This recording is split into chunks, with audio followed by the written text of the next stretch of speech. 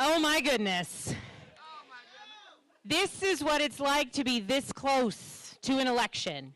The energy is electric, and I am so excited that we have Governor Shapiro here on the ground in Virginia to witness it and to recognize that we do, those of us who have the privilege to vote in 2025, we know what the stakes are. We are going to vote for Virginia.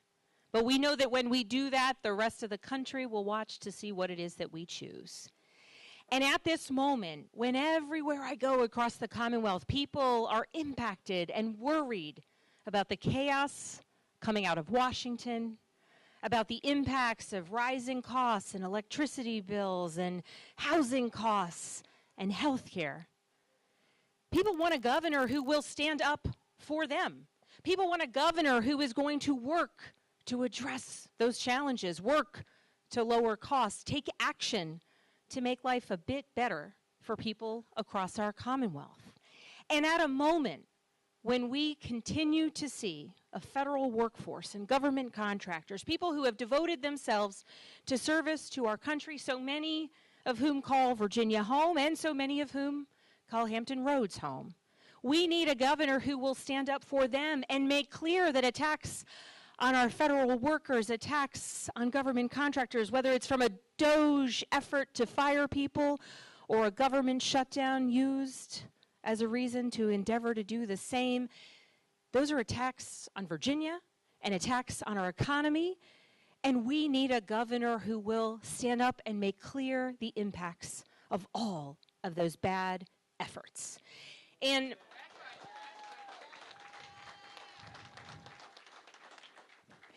I have to say, Senator Lucas, I have never heard someone attempt to make Abigail Spanberger a cheer.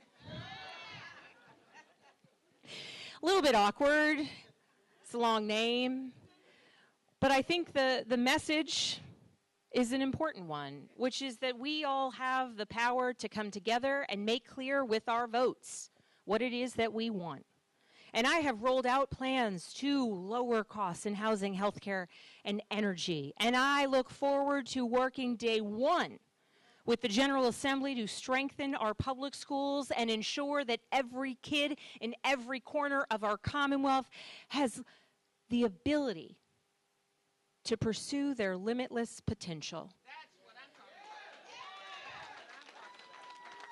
Because they are lucky to be Virginians, and they are growing up in a Commonwealth where we, the community members, we don't just say we believe in them, but we actually work to put policies in place that give them every opportunity to succeed. And I'm a mom of 3 daughters in Virginia public schools, and it's personal to me that every kid in Virginia have the opportunity for success and to chart their own path in a place where we are focused on doing right by our fellow Virginians, strengthening our economy, growing job options, bringing businesses and investments here, and all the while focused on doing right by our fellow Virginians. Now, in 2025, it's just us and New Jersey with statewide elections. And some time ago, I was talking with a colleague when I was still in Congress, and I said, well, you know, as they say, as Virginia goes, so goes the nation. And my colleague said, no one says that. I know, right? And I said, everyone says that. And my colleague said, well, maybe in Virginia. I said, oh, in Virginia, yes. It's a little bit of a funny story because my colleague who said that is now the Democratic nominee for governor in New Jersey. But I want to make sure that we are sending a clear message, because as Virginia goes, so goes the nation. And as Virginia goes, when we show that we will have people go to the polls in numbers at levels unlike anything we have seen in the gubernatorial race, we will show people that hope that they need in this time.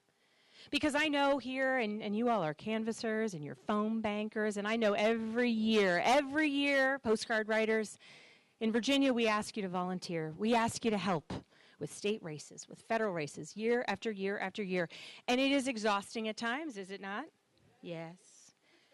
But this year we are lucky Because there are people all across the country that wish they could go to the polls and register their vote, their voice, make it heard. And here in Virginia, we can do that.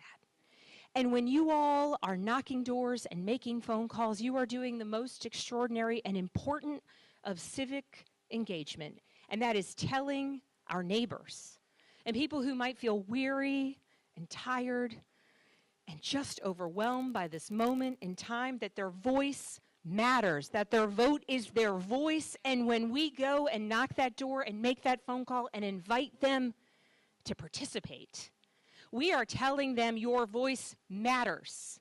You can be weary, but go cast a vote because we are going to continue to work. You can be worried, but there are others who want to help carry that burden with the policies that we put in place and the leadership that we show in Richmond. And so I thank you, because all of the work that those of us who have put our name on a ballot endeavor to do, none of it is possible unless people get out there and encourage others to participate, to know that their voice matters, and to know that their vote carries weight. And so I am grateful for all that you all are doing, and I just have one final question. Are you all ready to win next week?